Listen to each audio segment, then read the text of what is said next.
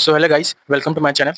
तो जैसा कि आपको पता है कि अभी सीजीएल का एग्ज़ाम ऑनगोइंग चल रहा है, तो सब अपना-अपना व्यू डाल रहे हैं। तो आज मैंने भी सोचा कि आज मैं भी अपना रिव्यू डाल ही दूँ।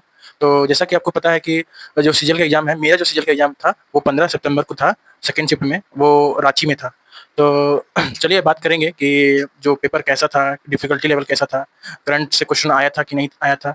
और जैसा कि आपको पता है कि टीसीएस अब चली गई है और एडीक्यूटी आई है, तब से लोग बच्चे बहुत परेशान हैं और टेंशन में हैं कि कैसा पेपर एडीक्यूटी पूछ रही है, नहीं पूछ रही है। क्योंकि मैंने सिलेक्शन पोस्ट का भी एग्ज़ाम दिया था, वही 1 महीना पहले भी। तो उसका जो पैटर्न था, वो टोटली चेंज था। क्या-क्या क्वार्टाइल करके पूछ रहा था मोड। और जो सिलेक्शन पोस्ट का एग्ज़ाम था वो ग्रेजुएशन लेवल का था, तो मैंने वो एग्ज़ाम दिया था, तो मुझे पता था कि एडुकेटी कैसा क्वेश्चन पूछ रहा है और क्या पैटर्न चेंज हो गया है।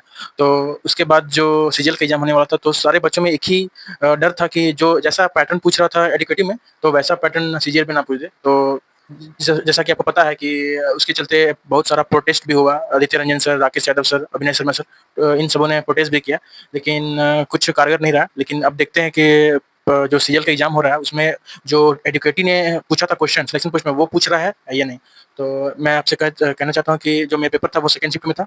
और जो ये जो रीजनिंग सेशन था ना, तो वो काफ़ी ईज़ी था। मेरे टर्म में तो काफ़ी ईज़ी था, क्योंकि मैंने 24 अटेम्प्ट किए, एक क्वेश्चन छोड़ दिया मैंने। और इसमें ना ही कोई न्यू पैटर्न पूछा गया, ना ही कुछ एक्स्ट्रा पूछा गया। जो टीसीएस जैसा पूछती थी वैसा ही पूछा गया, क्योंकि मतलब स ओवरऑल जो रीजनिंग का पेपर था, बहुत ही ईज़ी था। आपको लगता है कि 15 14 से 15 मिनट में आप टोटल कर लोगे। इतना क्वेश्चन मतलब ईज़ी था। तो उसमें मैंने एक क्वेश्चन बस छोड़ा था, उसमें था कि अल्फ़ा, बीटा, गामा, उसके बाद क्या आएगा, थीटा आएगा, क्या आएगा? तो वे ये क्वेश्चन मैंने छोड़ा, क्योंकि बहुत ही कन्फ्यूजन था। बाकी जो नंबर सीरीज़ है और statement and curse and action है, वो वाला जो था पैटर्न, वो बहुत ही ईज़ी था। बाकी बात करें मैथ्स का, तो मैथ्स मतलब ठीक-ठाक था, मॉडरेट था। और उसमें न्यू प पैटर्न नहीं पूछा गया है, जैसा कि आपको पूछा गया था सिलेक्शन पोस्ट के एग्ज़ाम में कि ये प्रोबेबिलिटी का ज़्यादा पोर्शन था। और जो कॉम्बिनेशन परम्यूटेशन एंड कॉम्बिनेशन का ज़्यादा पोर्शन था, वैसा कुछ नहीं दिखा हमको, क्योंकि मैंने 17-18 क्वेश्चन अटेम्प्ट किए हैं, लेकिन एक भी क्वेश्चन प्रोबेबिलिटी से नहीं था, ना परम्यूटेशन एंड कॉम्बिनेशन से था। बस नॉर्मल क्वेश्चन था, लेकिन कुछ क्वेश्चन ऐसा था कि बहुत लंबा दिया था, उसका सॉल्यूशन बहुत लंबा जा रहा था। तो वैसा था कि एक बार में बनता है क्वेश्चन, नहीं बनता तो उसको स्किप किया जाए। तो वैसा ही किया मैंने, और 18 ही क्वेश्चन बना। तो मैं आप लोगों से कहना चाहता हूँ कि इसमें एक भी क्वेश्चन है वो पुराने वाले पैटर्न से नहीं मिला है। तो आप घबराइए नहीं, एकदम सिंपल होके जाइए, कोई टेंशन नहीं लेना है आपको, जाके बस एग्ज़ाम देना है, एकदम नॉर्मल मोड में। ये बस टीसीएस जैसा ही पूछ रहा है, क्योंकि जैसा हमको पता है कि जो प्रोटेस्ट का हुआ था, उसका प्रभाव पड़ा है एसएससी पे, और उसने पैटर्न पे कुछ काम किया है। और बाकी जीएस की बात कर लें, जीएस से तो हर हर किसी का फटा हुआ रहता है और मेरा भी फटा हुआ था। मैंने परमार सर का टोटल वीडियो करके रखा था, हॉट टॉपिक, और जितना भी वन शॉट वीडियो है सारा करके रखा था। जैसे हो गया पॉलिटिकल साइंस का, जो सर करवाए थे वन शॉट, वो। और हॉट टॉपिक में बीएनएस से क्वेश्चन था एक मेरा, बीएनएस से क्वेश्चन हो गया। और हो गया इधर ज्योग्राफी से क्वेश्चन था, लेकिन स्टेटमेंट बेस्ड था। ऐसा नहीं कि जो पहले जो टीसीएस करवाती थी कि सिंगल लाइन में क्वेश्चन था और उसका आंसर भी इजी वे में बन जाता था। लेकिन इसमें जो इस पैटर्न में जो न्यू पैटर्न आया है, जब से एडुकेटी करवा रहा है, तब से जो स्टेटमेंट बेस्ड क्वेश्चन आने लगा है, जिसमें 3 से 4 स्टेटमेंट होता है, और आपको ऑप्शन में रहता है 1 एंड 2, 2 एंड 3, 4 एंड 5, ऐसे करके क्वेश्चन आ रहा है। तो ज़्यादा घबराने का क्वेश्चन बात नहीं है, आराम से आप कर लेंगे। लेकिन आप ये सोच के मत जाइए कि टीसीएस जैसा आप स्कोर कर लेंगे, क्योंकि एडुकेटी है, अपने हिसाब से चलेगी, और जो क्वेश्चन है वो अपने हिसाब से देगी, तो उस हिसाब से आपको क्वेश्चन करना है। जो इसमें परमा सर का वो जो ट्रिक है वो लगा सकते हैं। जो जो ट्रिक है कौन सी बात करें करंट अफेयर्स की, तो करंट अफेयर्स भी एकदम स्टेटमेंट बेस्ड आ रहा है। और आपको ऐसा नहीं कि जो टीसीएस में हम लोग करते थे कि चलो ठीक है, ऊपर-ऊपर से एक वन लाइनर करंट अफेयर्स पढ़ लिया जाए और जाके एग्ज़ाम दिया जाए।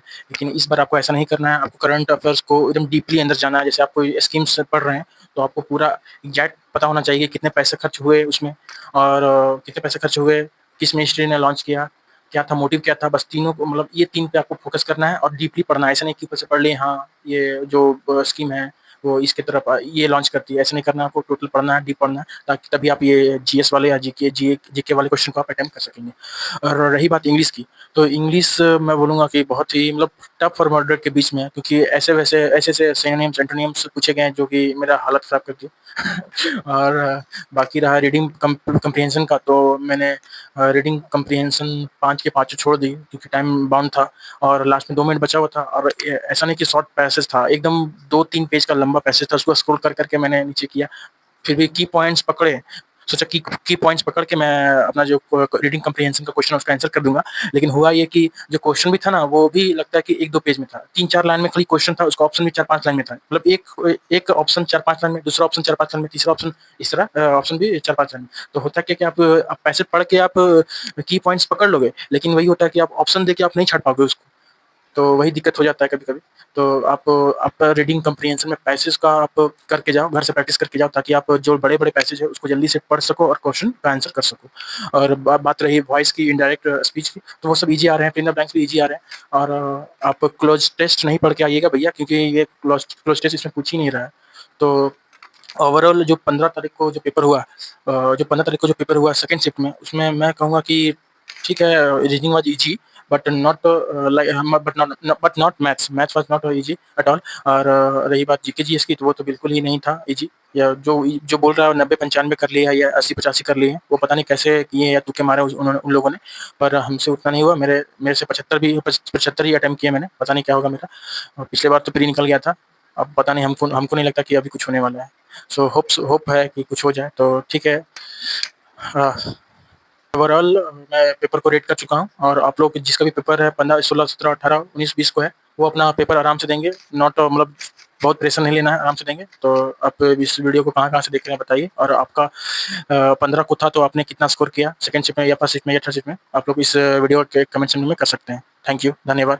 एंड होप पढ़ते रहिए और लिखते रहिए।